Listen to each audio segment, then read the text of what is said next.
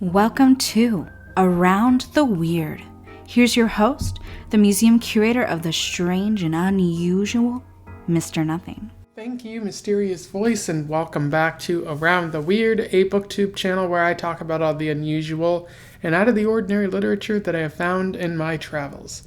Today, I want to talk about a play that I read from an author that I've cataloged many a time before. This play is all about jealousy and Moors of Venice. I am referring to Othello, the Moor of Venice, by William Shakespeare, which was published in 1603, and my version was annotated by Burton Raffel. I've talked about Shakespeare before, slowly making my way through his entire catalog, but I don't need to go into that great of detail. Just note that he was a poet and playwright. He really started out by publishing his plays, and he later published his first folio and his second folio, his plays, which gained him critical acclaim when he had them put on at the Globe Theatre, and his works have carried on as a result. What's interesting, I usually say something about Shakespeare, like something about his writing here that is intriguing. And one thing that I found, at least in this version, that Burton talks about is how the sort of like the original manuscripts haven't survived of Shakespeare's works. They might have been just passed down or something like that, or like orally or something. So we don't really know how Shakespeare intended Othello to go, or many of his plays to go. So a lot of it has been, what did Shakespeare mean by this? Well, it could be anybody's guess. So Othello, as well as many other plays, are very much open to interpretation. Specifically, anything that I say here, like, that doesn't necessarily make it 100% true. So I encourage you to go out and, think about what Othello can mean to you at the end of this video. And then, Burton Raffel, he was a writer, but he also did a lot of translations of, like, Dante's The Divine Comedy and Don Quixote by Miguel de Cervantes. A lot of high prestige works, and he also translated Beowulf, which is something that I've read before. So I feel like that's significant because the person who translates it, the person who structures it out, often guides your understanding of the reading. And so without further ado, let's talk about Othello. I will spoil it here, so if you intend to read it, go out and read it now if you haven't done so already. But yeah, I will do a summary, a little bit of analysis, and we will move on from there. So Othello, of course, focuses on Othello, but it also focuses on Iago, who is Othello's sort of third in command. Othello is like a pretty high up military leader in a war between Italy or Venice and Turkey, the Ottoman Empire at the time. And although Iago is pretty high up, he's angry because Othello has passed him over for promotion. Although the things that Iago does, like, it doesn't necessarily make sense why he's fully angry, and there's a lot of room for discussion there. But Iago is so mad that he works with his friend Rodrigo to bring down Othello. He starts out by telling Brabantio that Othello has married his daughter. Brabantio flies into a rage and confronts Othello about this, demanding to know why he used witchcraft to ensnare his daughter. And Othello's like, I didn't use witchcraft, I just told Desdemona my life story, and she fell in love with me too, and Desdemona confirms this, and so Brabantio is satiated and less angry about the entire thing. Iago, however, wants to see Othello punished, and so behind the scenes, he kind of schemes and arranges things so that Othello is going to slowly learn to distrust his wife. Based on something that Brabantio said, like, beware your wife, like she lied to her father, she will lie to you, which is, not a good thing to say to someone who just married your daughter. But Iago plans to use Othello's second in command, Michael Cassio, in order to convince Othello that Desdemona is cheating cheating on him, and he manages to get Desdemona's handkerchief and show it to say that he found this near Cassio, and then he gives it to Cassio later on, and it's like, oh, like, is Desdemona cheating on Othello? Othello certainly believes so. He flies into a rage, and he even smacks around Desdemona a little bit, which makes it hard to root for him. And then Iago goads Rodrigo into killing Cassio because he says that it'll get Desdemona's attention, and Rodrigo seems to like Desdemona. Indeed, Rodrigo tries to kill Cassio, but Cassio is only a little bit wounded, and he manages to kill Rodrigo in the process. And then Othello walks into the bedroom where Desdemona is sleeping. She wakes up, and he tells her that he's going to kill her. She tries to assert that she never cheated on him, that someone has been lying to him, but he's so far gone that he just doesn't understand it, and he smothers her almost to death. Emilia shows up, and as she's dying, she tells Othello, or she tells Emilia, like, oh, this is no one's fault but my own. Othello isn't to blame, trying to, save him, even as he's the one who killed her. But Othello confesses his grief, and Emilia is horrified that all of this has happened, and she calls in a bunch of soldiers, and then Othello kind of indicates that Iago told him about all of this, and Emilia is filled with so much rage because Emilia is friends with Desdemona, but she's also Iago's wife, and she calls him out and says, "Did you lie to him? Did you create this false situation to make Othello mad and do something so heinous?" And Iago is so filled with rage that she's calling him out on this that he tries to stab her, but she manages to get out of the way. Unfortunately, Emilia is killed when Othello tries to kill Iago. And he runs away, but later comes back, and Othello stabs Iago. But Iago is so full of his own rage that it doesn't really do much to him. And as the story comes to a close, Othello kills himself out of grief and out of a sense of punishing himself. And the other characters remark on how sad the situation is. In terms of analysis, there is quite a bit worth talking about with Othello. Shakespeare usually provides a very clear sort of emotion in his stories. With Romeo and Juliet, it's petty vengeance and love, and with Macbeth, it's greed and ambition. And in Othello, the main central emotion of the story seems to be jealousy. A lot of the plot is driven forward by Iago's jealous contempt of Othello. He can't stand Othello for what he has, for a perceived wrong against him. And a lot of this jealousy, like he doesn't truly know where it comes from. It's just there, and he's guided by it. He wants to ruin Othello's life, destroy it completely, and harm who knows how many other people, just because he wasn't given what he thinks he deserves. There's an interesting quote that I would like to read to you from this. "For that I do suspect the lusty Moor hath leaped into my seat, the thought whereof doth, like a poisonous mineral, gnaw my inwards, and nothing can or shall content my soul, till I am even with him, wife for wife, or failing so, yet that I put the Moor at least into a jealousy so strong that judgment cannot cure." And there Iago is talking about how he hates Othello so much that he wants to go wife for wife. I don't see why Othello, he hasn't done anything to Emilia, but he's content on taking what Othello loves the most away from him, and just driving him into a pit of jealousy and despair, and it's gnawing at his inwards. Shakespeare doing a really good job of illustrating what exactly jealousy can do. But there is a question here. Why is Iago mad? And I'm not the first person to pose this. Many people who have studied Othello want to know why exactly Iago is mad, because the jealousy is there. But what exactly is he mad about? And I think one of the clear examples is that he feels he's owed something. Like we're told that he was passed over for promotion, that Michael Cassio became his number 2, whereas Iago was not really given the promotion that he thought he deserved. Because eventually, like, someone is going to have to take control of Cyprus, I believe, the island they're on, and it's the number 2 who's going to do it. And if Iago doesn't get that promotion, he gets nothing out of it. He's just forced to fight and serve alongside Othello, a person he doesn't really seem to respect since he's going this far. But my question is, would you go through all of this? Would you seek to ruin someone's life just because your boss didn't give you a promotion?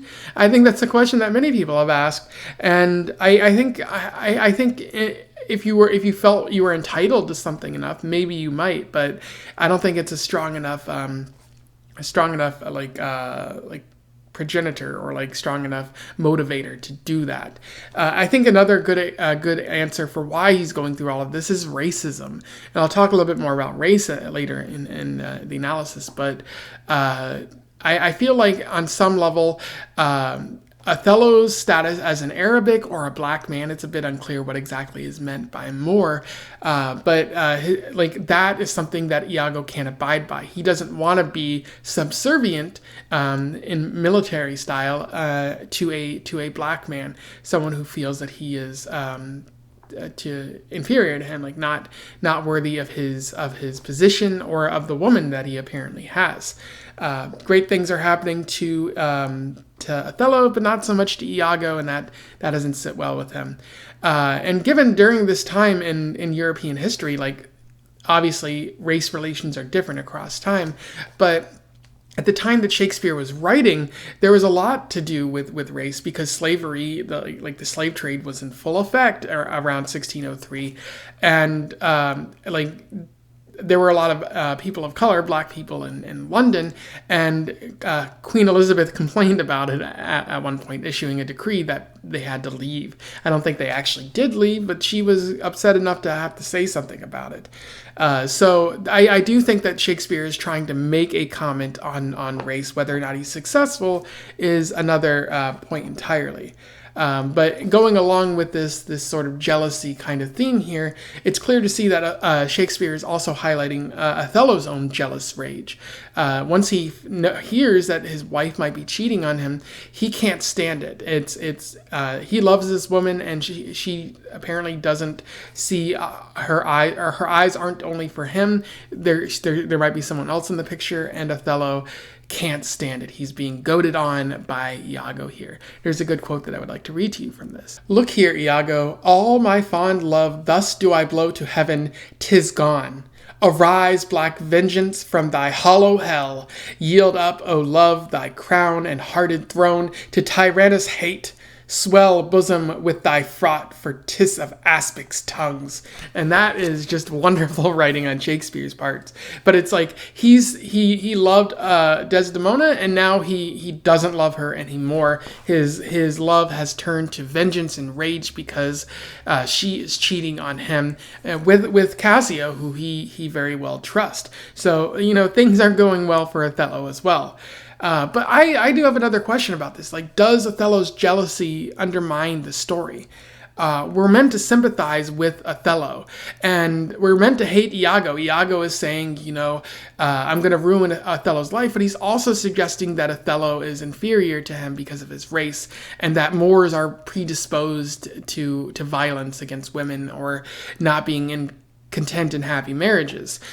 He's making up a lot of BS, but does Othello's jealousy validate Iago in some way and say that yes, he wasn't fit to be a leader because he was always going to do this? There just needed to be a trigger.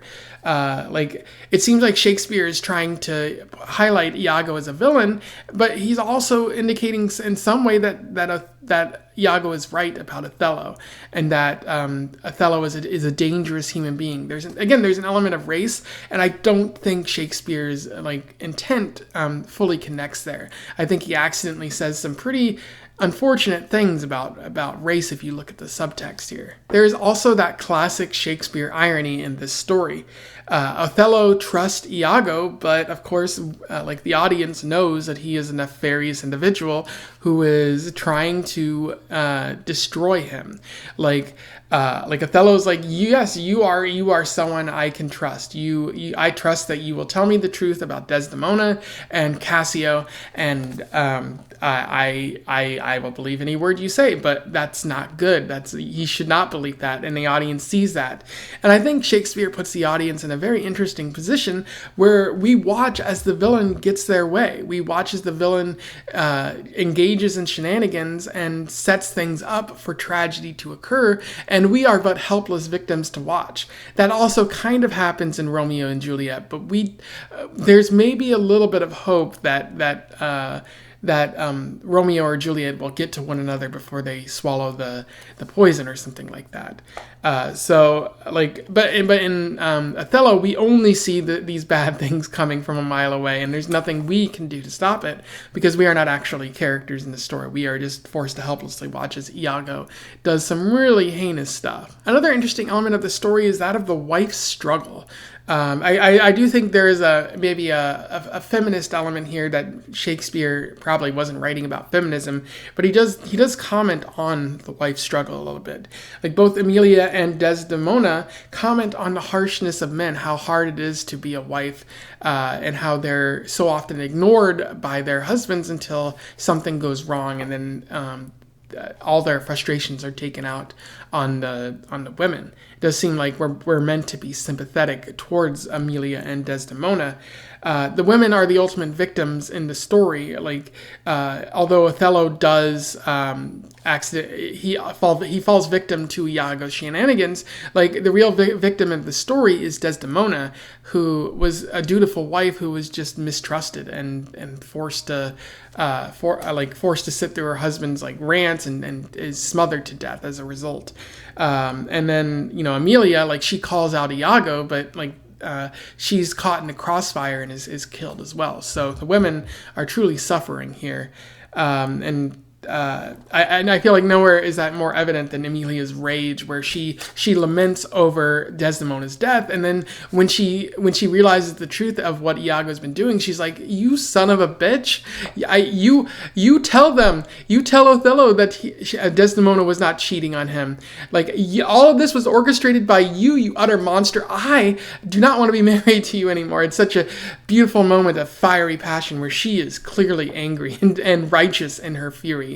And so I do think Shakespeare is meant to highlight and have us sympathize with her. But again, the dutiful wife is present in this story, because even after Othello tries to kill Desdemona, she tries to defend him. She's like, "Oh, no one here is to blame. I'm just dying now. Goodbye," which I don't think anyone would truly believe. But again, there's Desdemona trying to cover for someone she loves, her husband, as he does something really awful to her. And again, as I mentioned before, I do think there is a need to talk about the role of race in Othello. It is, after all, called the Moor of Venice. I feel like if race wasn't as important, he wouldn't specify the word Moor in here. And whether or not Moor means an Arabic person or an actual black individual, I think is beside the point. You're meant to get talking about how Othello is kind of an outsider in Italy. He's a lot of people comment on that and how he's Moor or he's black or something like that. Iago especially commenting on that, although I think Iago knows that Othello isn't really all that different from him. He's just filled with so much jealousy and rage that he's choosing to exploit those kinds of things and say those kinds of things in order to get back at him. So I do think you can't really talk about this play without talking about race, which is why it's so bizarre that so many interpretations or so many play adaptations have chosen to cast white actors. I feel like you miss a lot if you do that, and also it's very racist if you do that. The last thing I'll note here is that it is hard to root for Othello. My one complaint is that Othello, he smacks his wife around, he yells, he's so quick to violence. He's kind of a dum-dum for immediately trusting Iago, even though his wife has not given him a reason to mistrust him up to this point. But maybe that's the point, is that so many people can be driven to violence and terrible acts if they were sufficiently convinced that someone was betraying them in some sort of way. But I don't think many people would just immediately resort to smacking their wife around, so I have a hard time connecting with that there. It's hard to root for Othello when he does the absolute worst thing possible in this story, in the meanest way possible. And I think Shakespeare kind of overstepped. And a lot of adaptations as well, like they have Othello do something heinous, like raping Desdemona or something like that, which is awful. And like I think it's hard to root for a character and see Iago as the true villain if Othello is doing something heinous like that. Anyway, those are my thoughts on Othello by William Shakespeare. A pretty good play, certainly not one of Shakespeare's best. There are some flaws that I think hinder it from reaching greatness, but still one that is important to read. I especially think, like, if you read this in high school, it's important because, all of Shakespeare's plays highlight a certain emotion, and with Othello, it's jealousy. So very good examples of jealousy and irony and whatnot, the kind of stuff you need to teach people in English classes. So a pretty good read that I recommend to people out there. If you want to comment on something I said here in my review, or just comment on Othello in general, let me know in the comments below. Let's have a discussion about this. Otherwise, don't forget to like, share, and subscribe so that more people can find out about Othello or Shakespeare if they don't already know. Also join the Discord so we can continue this conversation there and talk about movies and whatnot. And other than that, I wish you the best of luck in your weird and Venetian travels. Farewell.